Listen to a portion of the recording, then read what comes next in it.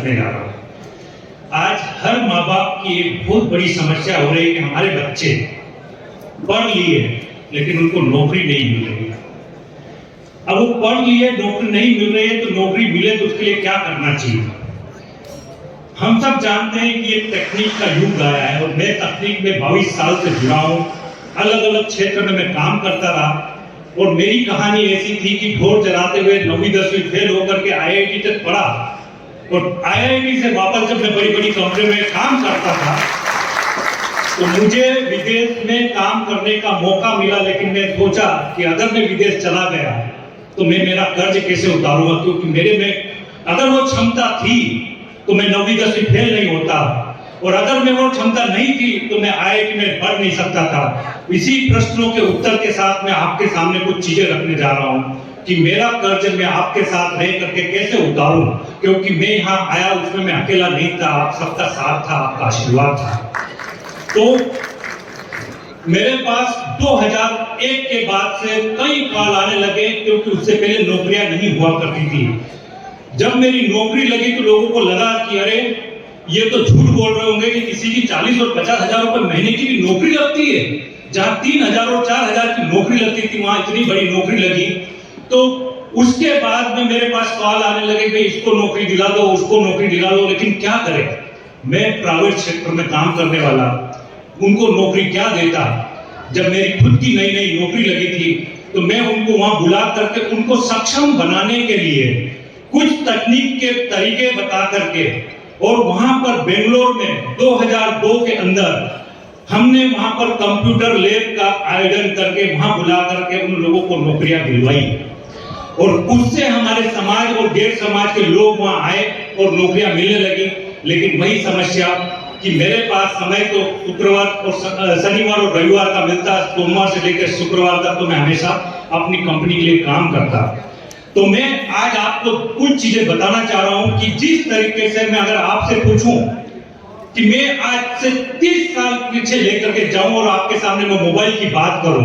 कि भाई एक ऐसी डिवाइस आती है जिसमें चलते फिरते हम बात कर सकते हैं, एक साथ 25 लोगों से बात कर सकते हैं, तो आपके मन में जो विचार आएगा 30 साल पुराना, वो चीज मैं आज आपके सामने कुछ रखने जा रहा हूं जो आज से 5 और 10 साल बाद में आपको दिखेगा। क्योंकि मैं उन कंपनियों में काम कर रहा हूं जहां पर टेक्नोलॉजी का रिसर्च होता है। मैंने फिलिप्स में काम किया हेल्थ केयर के लिए और मेरे दिमाग में ये आया कि अगर मैं हेल्थ केयर के लिए कुछ काम करता हूं तो हमारे किसान भाइयों के लिए भी वही काम करना चाहिए। वो काम यहाँ बैठे डॉक्टर उन सबको मैं बताना चाहता हूं कि हमारी जो कंपनी फिलिप्स है वो MRI, CT, अल्ट्रासाउंड और एक्सरे, इन सारी मशीनों के ऊपर हम काम करते थे। तो अब नई टेक्नोलॉजी ऐसी आई कि मैं एक्सरे मशीन के सामने में अगर खड़ा हो जाता हूं, मेरा एक्सरे आता है तो अब मेरे को डॉक्टर से पहले मशीन खुद ही बता देती है कि आपको ये और ये बीमारी होने वाली है। और जब मैं उस मशीन पर काम कर रहा था तो मेरे दिमाग में एक ही प्रश्न आता था कि क्या हमारे किसान भाइयों के लिए भी ऐसी मशीन नहीं बन सकती है कि मैं फोटो खींचूं उसके पौधों के सामने और ये बता दे कि इसमें ये बीमारी है और इसमें ये दवाई लगेगी, तो हमारे एक एक डोज का कम खर्चा लगेगा। अगर इस चीज के लिए काम करना है तो मुझे चाहिए आपका सहयोग। आपके बच्चों को नौकरी चाहिए, या मैं ये कहता हूं कि आपके बच्चे को सफलतम इंजीनियर बनना चाहिए। सफलतम इंजीनियर वो होगा जो इन तकनीक का उपयोग करके ऐसे ऐसे प्रॉब्लम को सॉल्व करेगा कि आपके यहां पर कब खाद देना चाहिए, कब उसमें दवाई छिड़कनी चाहिए और कौन सा बीज और कौन से समय में क्या भाव होगा, ऐसे ऐसे टेक्नोलॉजी के ऊपर मैंने काम किया है। जैसे मैं अमेज़न में काम करता था। आज अमेज़न विश्व की सबसे बड़ी B2C कंपनी में आती है, पर लेकिन मेरे दिमाग में एक ही सवाल आता है कि अगर मैं अमेज़न के लिए करोड़ों का फायदा कर सकता हूं तो क्या हमारे गांव वालों का नहीं कर सकते हैं? हमेशा एक ही प्रश्न आता है कि मैं हमारे समाज, हमारे देश के लोगों को कैसे आगे बढ़ाऊं।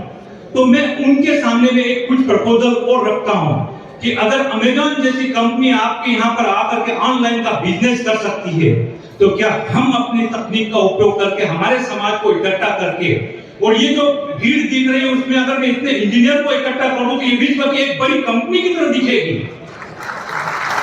ये कंपनी अगर दिखती है, मैं उनको अगर बुलाता हूं और मैं कंपनी वालों को बोलता हूं कि मुझे प्रोजेक्ट दे दो,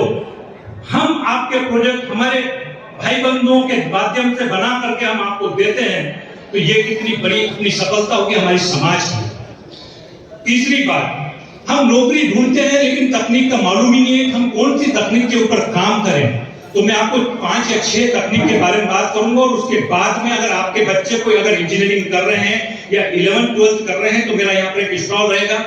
उसके माध्यम से मैं उनको मार्गदर्शन करता हूँ। और साथ ही साथ अगर मैं यहाँ नहीं भी बता पाया तो मैंने आई माता के लिए शनिवार और रविवार डोनेट कर दिया है। उस दिन आप मुझे सोमवार मतलब सुबह से लेकर के रात के 9 बजे तक आप कभी भी चाहे मुझसे संपर्क कर सकते हैं। मैं जूम मीटिंग के माध्यम से अपने मंदिर के बडेर में वहां पर मैं अपना कार्यक्रम रखता हूं, वहीं पर आते भी लोग, उनको मैं ट्रेनिंग भी देता हूं, उनको सब समझाता भी हूं। तो मैं जो तकनीक है वो कौन कौन सी ऐसी तकनीक है जिसके माध्यम से आज आपको बहुत बढ़िया नौकरी मिल सकती है, क्योंकि एक कंपनी में जो काम करते हैं ना उसमें आपकी वैल्यू कैसी होती है वो मैं आपको बताऊं। तो एक काम करने वाला 1000 रुपए भी लेता है, एक काम करने वाला 1 लाख रुपए एक दिन का भी लेता है। दोनों के हाथ तो वही है, शरीर वही का वही है, उनकी सोच का अंतर है। और वो सोच कैसे हम बनाते हैं कि हमारे तो बच्चे यहाँ से जाएं तो वो भी 1 लाख रुपए दिन का कैसे कमा सके, उसके लिए कौन कौन सी ऐसी तकनीक जिसकी आज से तैयारी करें। जिस तरीके से हम किसान भाई हैं, हम खेती करने में जब बात करते हैं तो हम मई महीने में ही अपन खेत को अपन तैयार करना चालू कर देते हैं। ऐसा नहीं है कि बारिश होगी फिर हम तैयारी करते हैं। तो आज हम उस बीज को अगर डालें तो वो कौन सा बीज कौन सी जगह डालें ताकि वो बड़ा होकर के बहुत ही फलदार अपना पेड़ बने।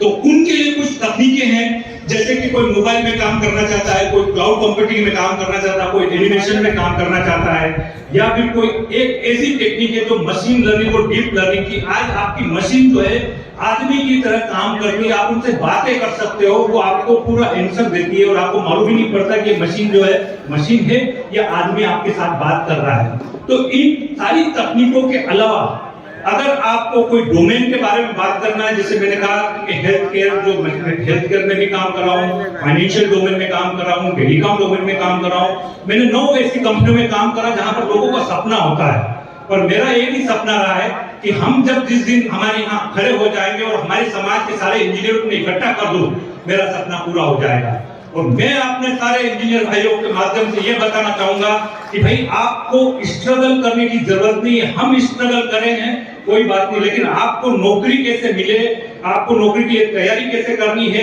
कहां आकर के तैयारी करनी है, ये सारी जानकारियों के लिए मैं अपना मोबाइल नंबर आपको शेयर करूंगा। आप चाहें तो आप मेरे से संपर्क कर सकते हैं। मेरा व्हाट्सएप नंबर रहता है, पर मेरे आपसे एक ही विनम्र निवेदन रहेगा कि मैं कंपनी का सीनियर डायरेक्टर हूं, तो सोमवार से शुक्रवार तक तो मुझे बिल्कुल टाइम नहीं मिलेगा। अगर उस दिन आप मेरे को फोन भी करोगे तो शायद मैं आपका कॉल रिसीव नहीं कर पाऊंगा, लेकिन शनिवार अगर सुबह 7:30 बजे से लेकर के रात के 9 बजे के बीच में आप जब भी कॉल करोगे, मैं आपके कॉल का व्हाट्सएप का रिस्पॉन्स जरूर करूंगा। तो मेरा मोबाइल नंबर मैं आपको शेयर कर देता हूं। मेरा मोबाइल नंबर है 9845400324। और मैं आपको एक सूचना और देना चाहता हूं कि मैंने 22 साल तक रिसर्च करी है कि कोई व्यक्ति फेल क्यों होता है, कोई व्यक्ति पास क्यों होता है। और मैं आपके छोटे बच्चे से लेकर के बड़े बच्चों तक बिना पेन पेपर के पढ़ाई कैसे होती है,